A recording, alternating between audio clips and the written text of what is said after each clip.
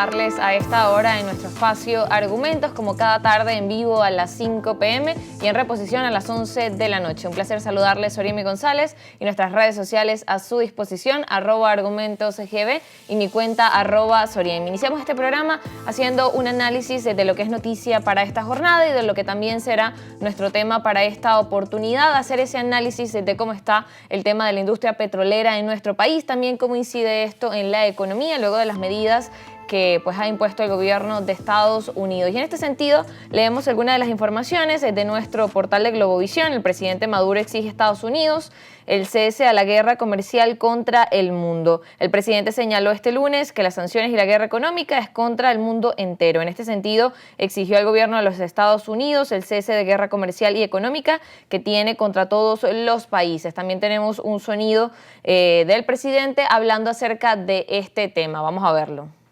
Es una ilegalidad inmoral infligirle daños con sanciones económicas a los países del mundo para colonizarlos. Ahora resulta que las sanciones y la coerción económica y la guerra económica es contra el mundo entero. Nosotros decimos desde Venezuela que cese la guerra comercial y económica contra el mundo. Por otro lado, también el presidente anunciaba durante este programa que también esperan activar un decreto de emergencia económica donde van a aplicar algunos planes en este sentido sobre los efectos que tienen esta medida en la economía nacional y que también vamos a evaluar con nuestro invitado más adelante, que es Rafael Quiroz, quien es economista petrolero. Por otro lado, también revisando parte de la información que se actualiza en nuestro portal de la Casa, leemos también acerca de estas medidas del gobierno de Estados Unidos.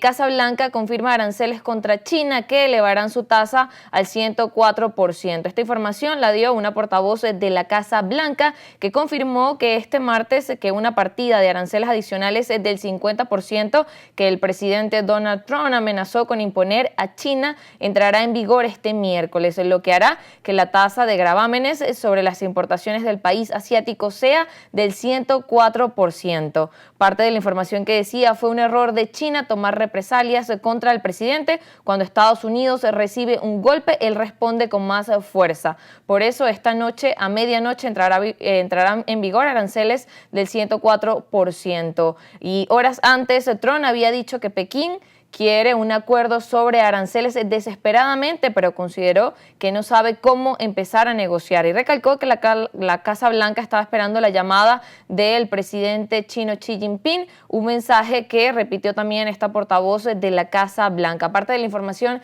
que se actualiza, cómo avanzan las medidas de Estados Unidos, no solo hacia Venezuela, sino también hacia otros países, como veíamos en este caso de China. Por otro lado, vamos también a revisar cuál fue la respuesta de este país asiático también en nuestro portal de la Casa. China rechaza las presiones, amenazas y chantajes, así lo mencionaban, de Estados Unidos en su guerra comercial. Después de estas medidas que mencionaban con imponer aranceles adicionales del 50% a China, que es considerada la segunda economía mundial, mencionaban que las guerras arancelarias no tienen ganadores y el proteccionismo no tiene salida. El pueblo chino no crea problemas, pero tampoco les teme. La presión, las amenazas y el chantaje no son la forma correcta de tratar con China, mencionó el portavoz del Ministerio de Relaciones Exteriores.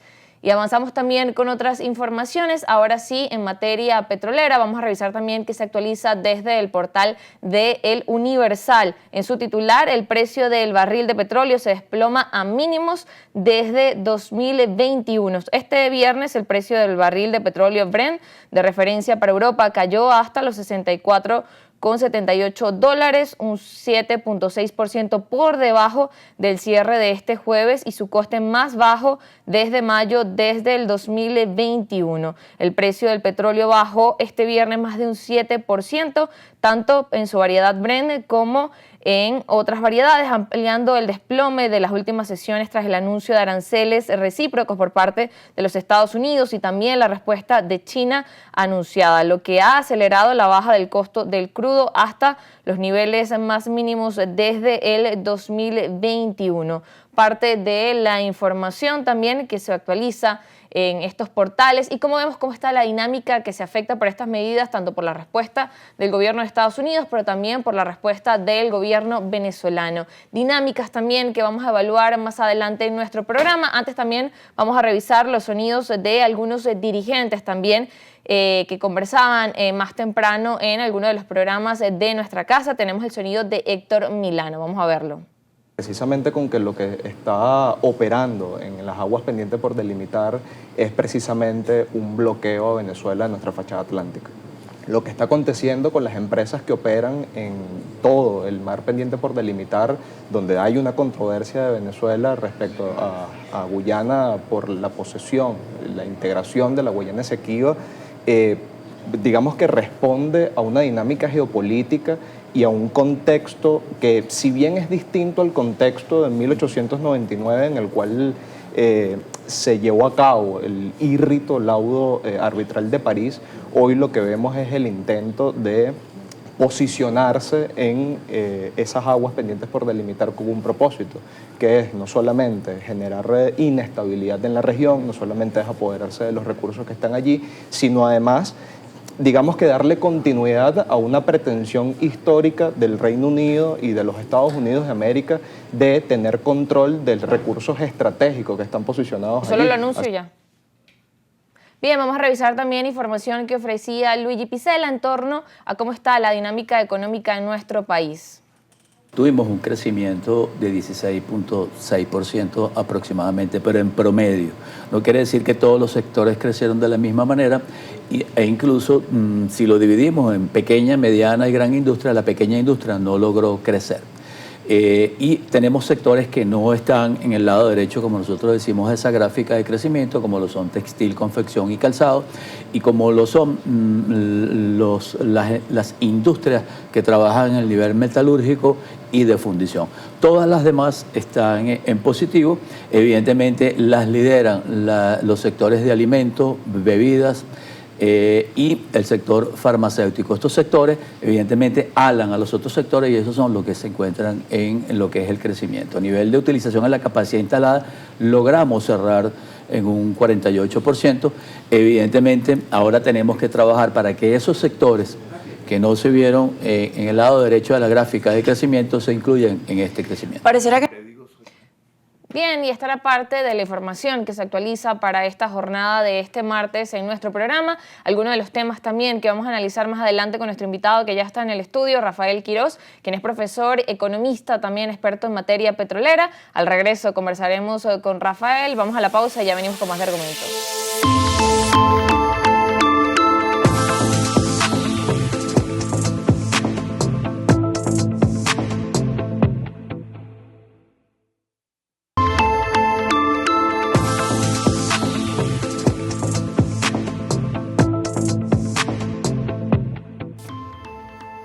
Gracias por seguir en sintonía de Argumentos, ya con nuestro invitado para hacer el análisis del tema del día de hoy, el profesor Rafael Quiroz, quien es economista petrolero. Gracias por estar esta tarde en Argumentos. Gracias, Ori, gracias por la invitación.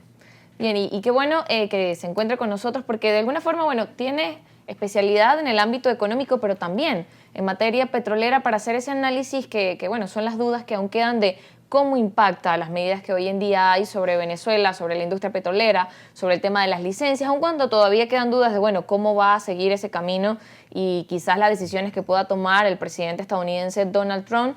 Pero hacer ese análisis al día de hoy, cómo está la situación y, por ejemplo, con noticias como las que leía recientes sobre el tema de, bueno, cómo está el precio del barril Brent, del tema de la caída, bueno, que no se veía desde el 2021, ¿cómo está ese panorama desde el mercado energético, pero también desde el caso venezolano?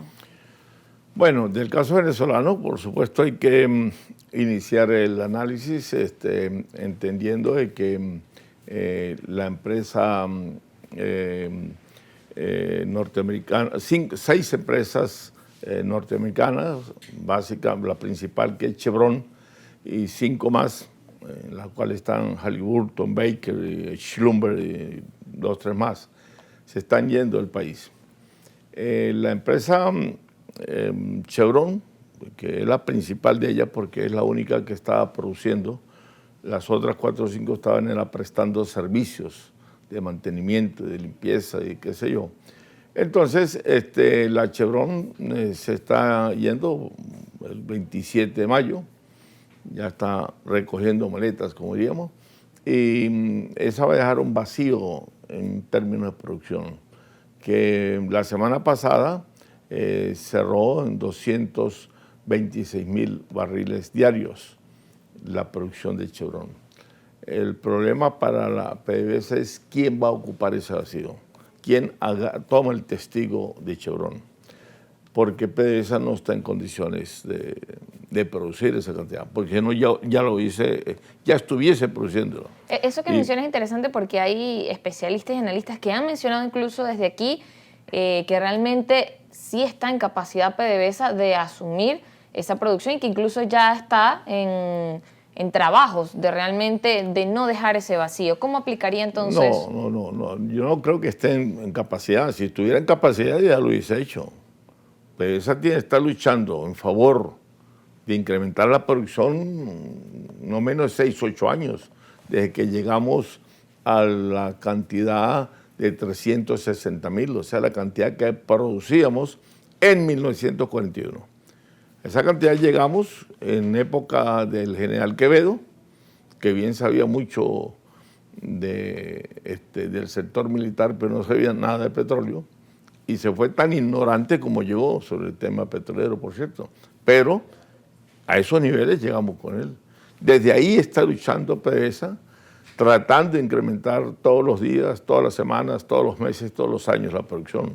Ha logrado subir en algo moderada y modestamente, pero ha tenido un crecimiento entre 20 y 30,000 barriles diarios de promedio anual en los últimos 3 años. Así que yo estoy seguro que si PDVSA hubiese podido incrementar esa cantidad o menos cantidad o más cantidad, ya lo hubiese hecho. PDVSA no está en condiciones. Primero porque ahí tienes que invertir para producir. Cuando esté produciendo ahorita, esté activo los pozos, en este caso Petroboscán y Petropiar, podría seguirse manteniendo esa producción, pero ese mantenimiento de pozo requiere inversión. PDVSA no está en condiciones financieras de invertir o de sacar un barril más de lo que está produciendo. Entonces, PDVSA, no es cierto que PDVSA pueda ocupar ese lugar que es Chevron. Pero algo más grave, que es que ninguna de las empresas transnacionales que quedan en el país, que no son menos de 32, 31, contándose las que se van a ir, ninguna de esas quiere hacer inversión en Venezuela, aun cuando están acá, pero están, como digo yo, de brazos cruzados. Entonces, ojalá PDVSA pudiera cubrir ese espacio, pero eso se agrava, lo que yo planteo se agrava con la ida de las empresas europeas. Estoy hablando de Repsol, de Eni de Italia,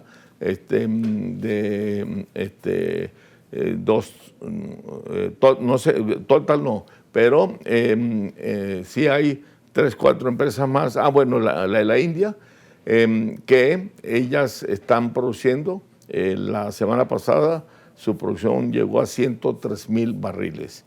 Si esos 103,000 barriles usted se los suma a los 222 que estuvo produciendo Chevron la semana pasada, eso te da un total de 328, 330,000 barriles, 330,000.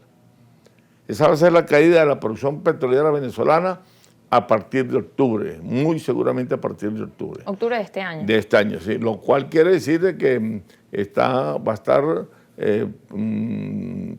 sobre el 30% la caída de la producción. Ojalá algunas de las empresas que están acá, que son unas cuantas, como digo, alrededor de 30 quedan aún, pudieran ocupar ese espacio. El problema es que no hay quien ocupe y de afuera menos van a venir empresas nuevas. ¿Y cómo explicar desde esa perspectiva que usted menciona, por ejemplo, las declaraciones que hacen desde el gobierno nacional? Lo decía la ministra de Hidrocarburos, Delcy Rodríguez, que decía que van a seguir trabajando con normalidad, que no se van a ver afectados. Realmente, según este planteamiento que usted menciona, esa contraposición, ¿cómo podría aplicar o a qué se refiere ella con que van a seguir con normalidad? No sé a quién se refiere con normalidad. Bueno, quiere decir que PDVSA sigue trabajando normal. PDVSA está trabajando normal desde 1976, desde que se nacionalizó el petróleo. Eso para mí es normal. Ahora, anormal, ¿qué sería? Que aumente la producción. Bueno, ojalá trabaje entonces anormal para que aumente la producción, pero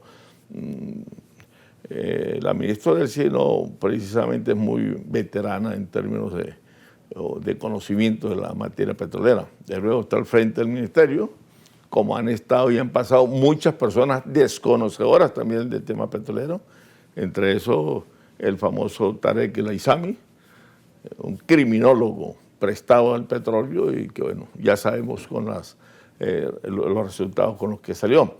Pero ojalá la ministra esté acertada. Yo dudo, pero vamos a esperar de aquí a octubre, y ni siquiera octubre. Yo creo que en junio ya vamos a notar, por supuesto, por la ausencia de Chevron, de que la bajada de la producción no va a estar en menos de 200.000 barriles. A eso hay que agregarle, por supuesto, algo que se nos asoma un poco medio dramático y ojalá no siga dramatizándose más, que es la caída de los precios del petróleo. Por primera vez cae a niveles en un rango entre 60 y 65 dólares el barril. Anoche cerró el Brent a 63, 64 dólares. O sea, prácticamente en tiempos ligeramente post-pandemia. Y bueno, eso por supuesto es preocupante porque hay variables del mercado petrolero, tanto variables estructurales como coyunturales, que se están reuniendo y que conspiran, por supuesto, contra el sentimiento del mercado, que es la parte de los precios del petróleo, que esta situación, por supuesto, la hace más volátil. Los precios del petróleo, por lo general, por cuestiones naturales, es una ecuación sumamente volátil. Y esto, por supuesto, lo hace más volátil. 3, 4 elementos que, por supuesto, me imagino que vamos a abordarlo en el próximo bloque. Es así, es correcto. Ya el invitado está de una vez al tanto de cómo va el programa. Nos corresponde ir a la pausa, pero justamente acerca de los precios del mercado petrolero lo vamos a revisar luego de la pausa. Ya venimos.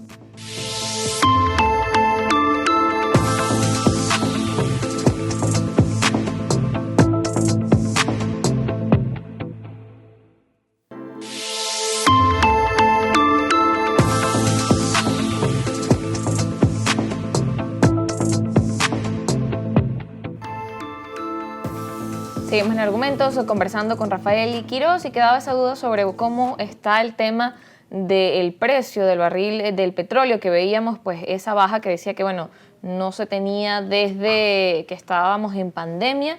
¿Qué se explica esto? Hay diferentes factores que incluso lo veíamos bueno, con el tema también de los aranceles que se han impuesto, las medidas que ha anunciado Estados Unidos, la respuesta también que ha tenido China. ¿Qué factores inciden allí y cómo también esto afecta a Venezuela y cómo podríamos ver que se va a mantener el mercado con estas medidas que veíamos? Sí, el precio del petróleo lo definen múltiples elementos, o lo que llamamos en economía petrolera múltiples variables, tanto coyunturales como estructurales. Y por eso es que el precio del petróleo es un precio sumamente volátil, es impredecible.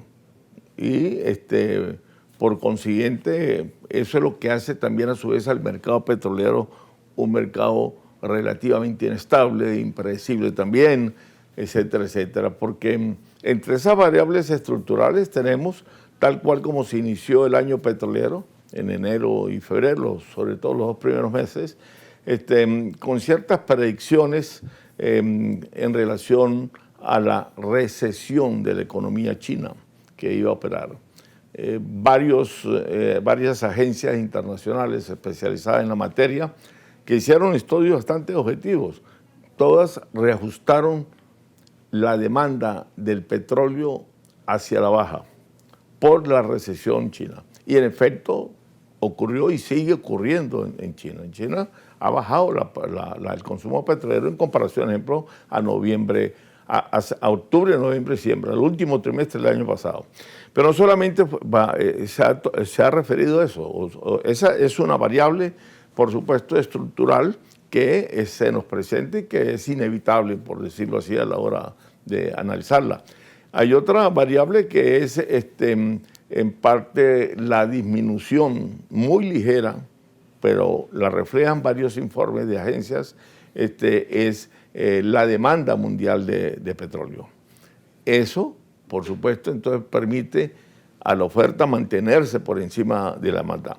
Máxime cuando se da la situación de que está la producción, el incremento de la producción fuera de los países OPEP+.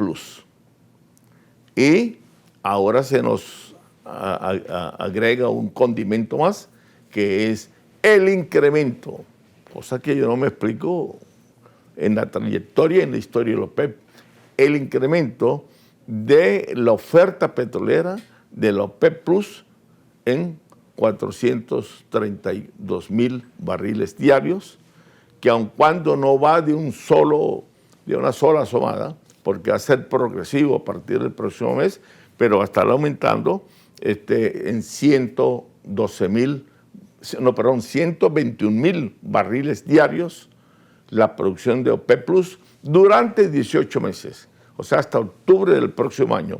Eso da un total de 2.600.000 o 2.700.000 barriles de petróleo. Entonces, digo yo que no me explico porque la OPEP siempre ha sacrificado barriles por defender precios y ha debido de abstenerse de mantener la programación de eliminar esos recortes. Esos fueron unos recortes que la OPEP produjo hace 2 años y medio. Fueron recortes voluntarios, empezando por Arabia Saudita, algunos así hicieron aportes a esos recortes y recortaron 2,5 millones de barriles. Ahora resulta que la OPEP quiere reinsertarlos en el mercado y lo hace en el momento menos aconsejable, en que los precios se baten hacia la baja, y resulta que entonces esto es lo que va a alarmar más la oferta, que va a estar muy por encima de la demanda, y eso por supuesto va a tumbar un poco los precios, viene tumbando un poco los precios. Si a eso se le agrega también el problema de los aranceles, esta guerra de aranceles que ha desatado en forma loca los Estados Unidos, o Trump, entonces, donde aparecen aranceles por todas partes, incluso cuando no fueran aranceles que conllevaran al petróleo como mercancía, o sea, como producto que tiene oferta y que tiene demanda, que se exporta y que se importa, y esos aranceles usted los establece o bien para importaciones o bien para exportaciones. Entonces, eso te alborota, como diríamos en criollo, más el avispero. Y los precios, bueno, suelen sacudirse con eso, porque el problema del mercado petrolero, yo lo he dicho reiteradamente, es un problema que es un mercado sumamente sensible a las señales que se le envían, sean señales de gran peso, de bastante ponderación o de ligera ponderación. Esta es una variable exactamente típica de tipo coyuntural, porque es por la coyuntura de la fijación, claro, de la fijación de esos aranceles, mientras que pasa la ola. Seguramente se mantienen esos aranceles y todos nos habituamos en el mercado. De aquí a diciembre o en enero eso ya no tiene ningún efecto, porque el efecto ha desaparecido. ¿Por qué? Por ser una variable coyuntural. Pero quedan variables estructurales fuertes. Entonces, el problema nuestro como país petrolero es que los precios entonces vienen bajando. ¿Cómo es posible que ayer el Brent cerró a las 3, las 2 de la tarde de Venezuela, ya cerrando Europa, cerró por debajo de los $65 el barril? Eso no lo habíamos visto sino apenas pasando la pandemia, o sea, en épocas de pandemia. Pero baja, y los sauditas dijeron después de pandemia, nosotros nos conformamos con precios de $80 a $90. Bueno, estamos muy lejos de $90 y aún lejos de los 80. Entonces, la OPEP creo que ha actuado equivocadamente por primera vez en muchos años, cuando por salvar esos barriles está sacrificando precios. Si usted a esos barriles que ya está incorporando se los quita al mercado y recupera precios, usted puede estar segura que en el nivel, en el rango de recuperación del precio, te va a dar unos ingresos más altos que los barriles que deja usted de producir, que los 2.250.000. ¿Por qué? Porque el problema del mercado petrolero para los efectos de la OPEP no puede ser un problema de producción. Eso no puede ser un problema para la Organización de Países Exportadores de Petróleo. El problema para la OPEP es un problema de precios. El problema de producción, déjeselo usted a los grandes países desarrollados, como Estados Unidos a la cabeza, que son los que más consumen petróleo, debido a que son países que demandan altamente energía, y entre la energía, la matriz energética, el petróleo lleva la batuta. Entonces, ese problema déjesela a ellos, a ver cómo lo resuelve. Usted no tiene por qué resolverle los problemas al mundo desarrollado. Nosotros tenemos nuestros propios problemas y mire que los tenemos. Entonces, repito, la OPEP debe de seguir con lo que viene impartiendo desde diciembre de 1982, cuando definió y empezó a jugar muy acertadamente, y mire que le ha dado resultados, empezó a jugar con lo que en economía petrolera llamamos la política de regulación de la producción. En la medida en que usted regule la producción de todos los países de la OPEP+, que lo integramos 23 países, de los que más producimos petróleo, de aquellos 52 que producimos y exportamos petróleo, 23, prácticamente casi la mitad, un 40 y pico %. Bueno, ahí tiene tú un instrumento fundamental donde usted puede regular la producción de esos 23. Y en la medida en que usted regule esa producción, usted está influyendo en la oferta petrolera.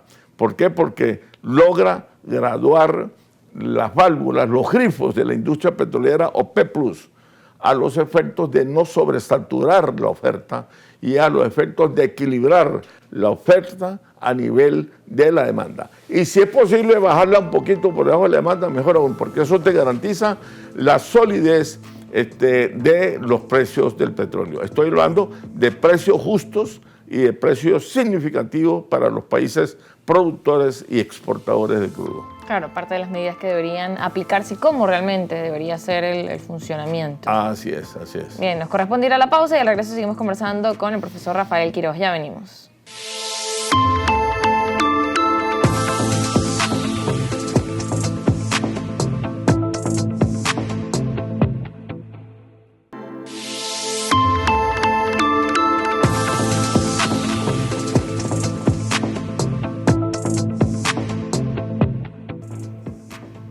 Seguimos en Argumentos, conversando con el profesor Rafael Quiroz. Nos explicaba cómo queda el tema del mercado petrolero, el tema de la OPEP, el tema de los precios. Ahora también siendo específicos hacia el caso de Venezuela, mencionaba que con el tema de la producción petrolera quizás veríamos cambios a partir de junio, de octubre. Y en cuanto al impacto en la economía también, el impacto de estas medidas, ¿cómo lo veremos en Venezuela desde el momento en que se anuncia, por ejemplo, que ya de por sí los anuncios del presidente estadounidense tienen un impacto, pero también en los diferentes plazos, por ejemplo, quizás a mitad de año, junio, para finalizar el año? ¿Cómo evalúa los panoramas? Entendiendo también que si bien está la suspensión de las licencias, también hay allí quizás un espacio donde se puedan dar diferentes panoramas, pero ¿cómo evalúa usted cómo va a continuar el tema de la industria petrolera, pero sobre todo también el efecto en la economía y que tiene sobre el país al día de hoy y que pueden ver los ciudadanos y que lo ven quizás desde el nivel comercial también? Claro. Sí, hay que empezar por definir un poco el tema arancelario norteamericano, que es el picante principal que ha caído en estos momentos en el plato de los precios del petróleo.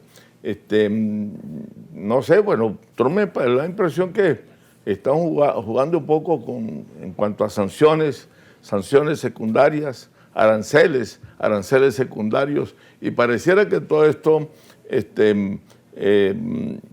lo que refleja que Estados Unidos, en el caso venezolano,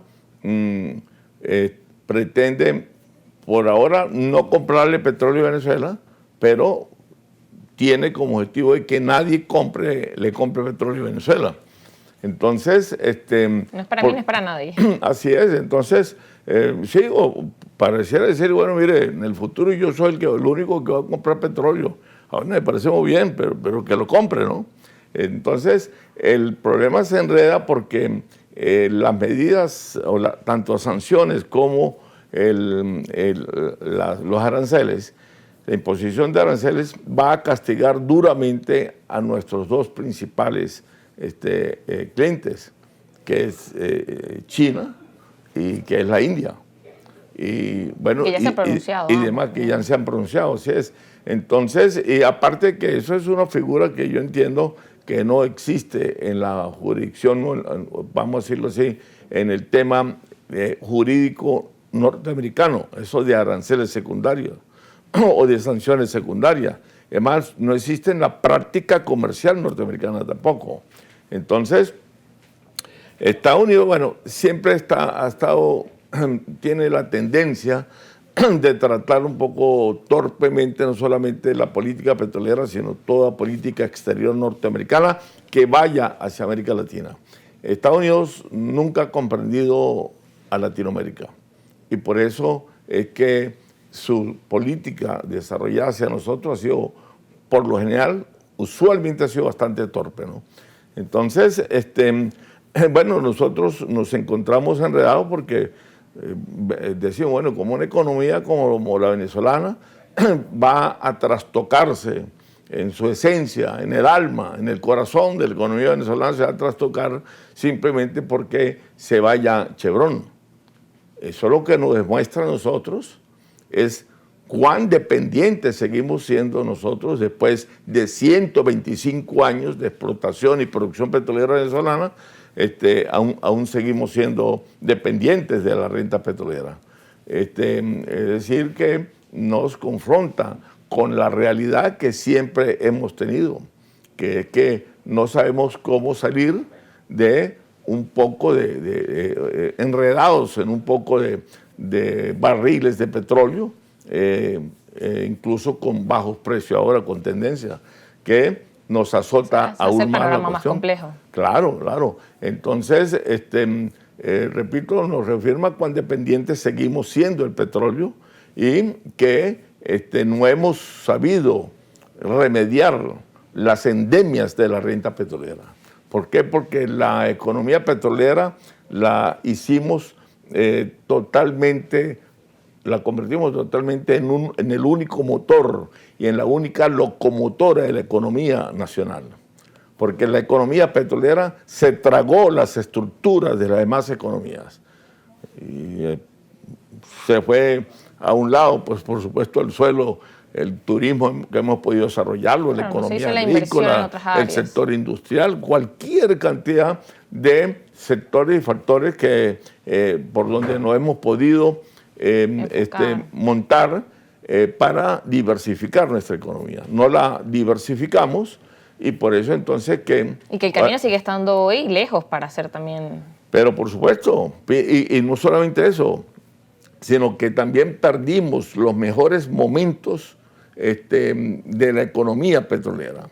Es decir, los auges más grandes que tuvo Venezuela con respecto al petróleo, que está en el año 74, a partir de la guerra del Yom Kippur, que fue en octubre del 73. A partir del 74, ese gran auge que llegó hasta el 79, 78, 79. Y luego el otro auge mucho más grande, que fue el último que tuvimos en el año 2009 hasta el agosto del 2014. Nosotros perdimos esos ríos desbordantes de petrodólares que traía un aguacero y que derrumbó casas y ganado y más que sea, y no supimos cómo invertir en la renta petrolera. Es decir, no supimos nosotros despetrolizar el ingreso fiscal. Entonces, más bien reafirmamos más. Esta última oportunidad que tuvimos se desperdició totalmente.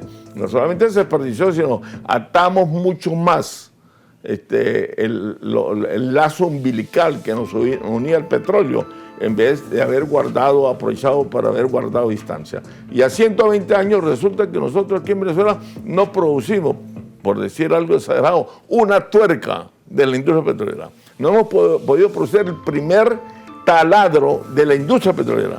Todavía los taladros los importamos. Un país que depende de... Un país eminentemente petrolero, que en 125 años, solamente para tomar en cuenta desde empezando el siglo pasado hasta ahorita, en 125 años no hayamos nosotros producido, teniendo la empresa de Guyana, el primer taladro en Venezuela, y todavía lo tengamos que importar de Alemania, Francia y de Estados Unidos.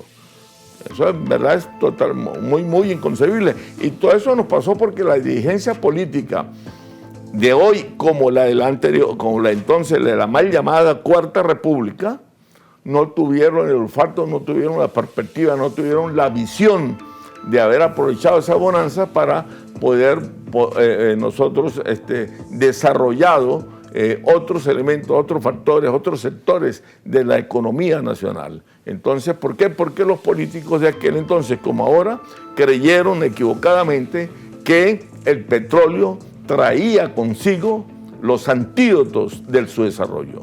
Y ahí estuvieron totalmente equivocados, o están totalmente equivocados aún. Claro, y cree todavía que hay posibilidades de emprender ese cambio, porque si bien a nivel de dirigentes políticos, incluso a nivel de planes de gobierno se habla de eso, del sentido de caminar a esa diversificación, pero una cosa es que se camine hacia esa idea y otra que se haga la inversión necesaria para el desarrollo eficiente y eficaz de esas áreas. Por ejemplo, en el caso del turismo, uno pudiera decir, puede ser el turismo, pero hay que hacer una inversión de infraestructura, una inversión de servicios, y es como visualizar, realmente esa es una oportunidad que se pudiera hacer ya que no se aprovecharon estos momentos, como usted dice. Sí, no, para mí la dirigencia actual no tiene claridad con respecto a eso, no tiene claridad, y vive del día a día para poder subsistir en un ambiente de plena inestabilidad política, de plena inestabilidad económica, sobre todo después de lo suscitado a partir del pasado 28 de julio, donde ocurrió ese mega fraude electoral que, por supuesto, lo conoce todo el mundo y lo sabe todo el mundo. Y para mí ellos no están preparados para abordar la sinceridad de la realidad venezolana con o sin petróleo. El petróleo, nos guste o no nos guste, con todos sus conflictos y contradicciones, prácticamente se ha convertido en la fortuna y a su vez en el mercado capital de la Venezuela de hoy. Nos corresponde ir a la pausa, regreso seguimos conversando con Rafael Quiroz. Ya venimos con más de argumentos.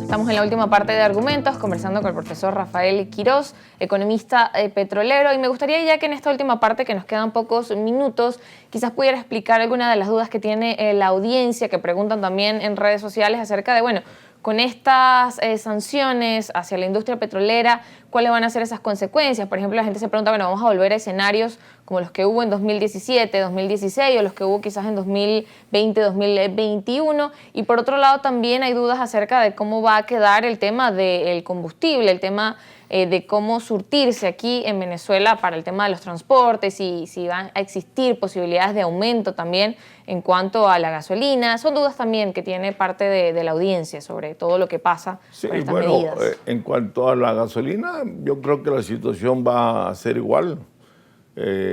Durante el periodo de noviembre del 2022, cuando Chevron se reincorporó a la actividad de la producción petrolera venezolana, no mejoró para nada el tema de la gasolina.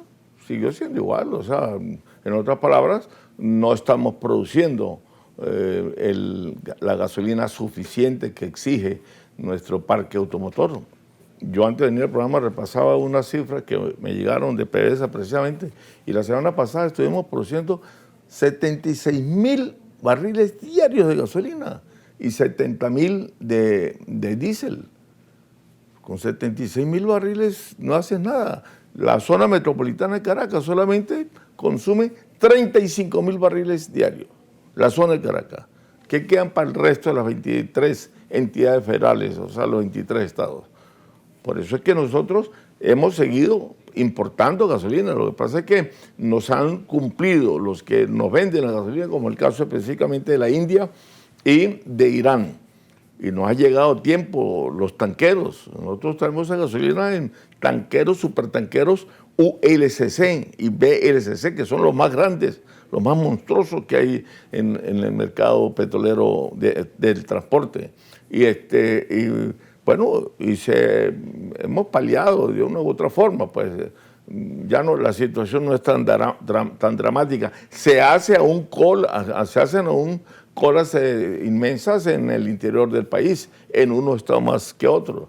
En el estado Táchira, por ejemplo, que es el estado mío, yo siempre que voy, siempre hay colas. Esas colas no han desaparecido nunca en el Táchira. Y lo mismo sé de Mérida, de Amazonas y de Barinas, del resto del país. Porque parece que los habitantes del interior del país son ciudadanos de segunda. Aquí nunca falta gasolina en Caracas, ni falta tampoco el gas, ni se va la electricidad, ni el agua, ni nadie, ¿me entiendes?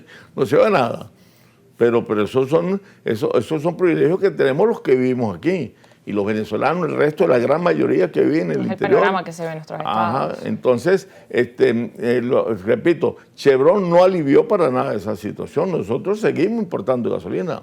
¿Y cree que esta dinámica puede influir también en esa importación, como dice el combustible, o quizás también en el tema del precio? Porque hay informaciones también que reseñaban algunos diarios que decía que, bueno, que quizás el gobierno estaba evaluando la posibilidad de hacer un aumento sobre el tema del precio. Va a hacerlo, ha debido hacerlo. El gobierno, lo que pasa es que ha tenido cobardía para eso. Y para otras cosas, no, pero para esto ha tenido cobardía. Que es que no le ha quitado todavía ese subsidio de la gasolina.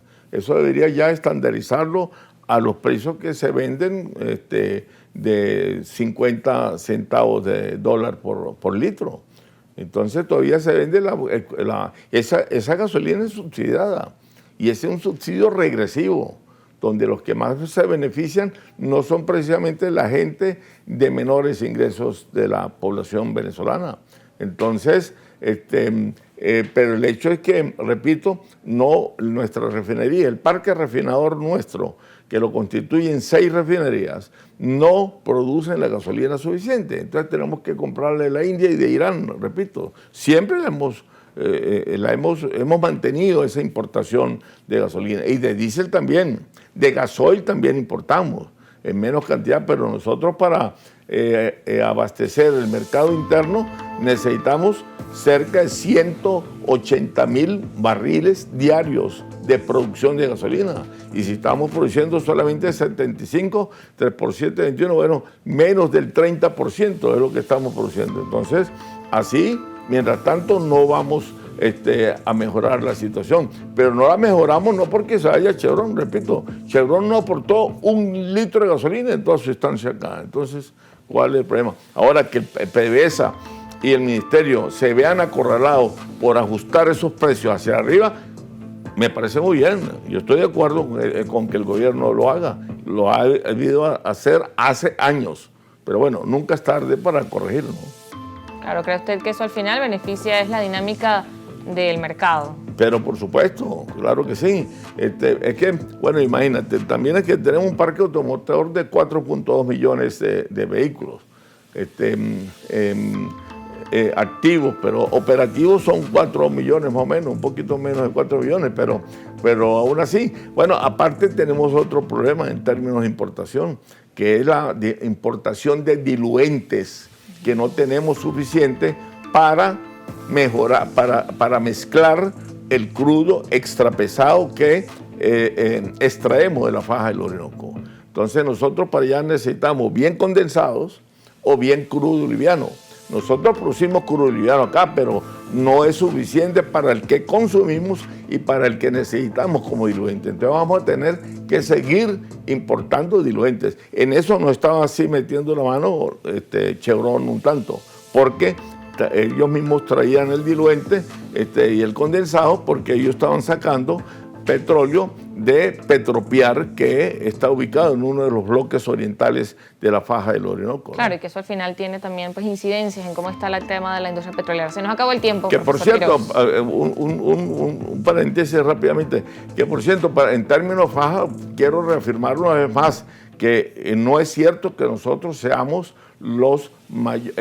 tengamos la mayor reserva petrolífera del mundo. Eso no es cierto.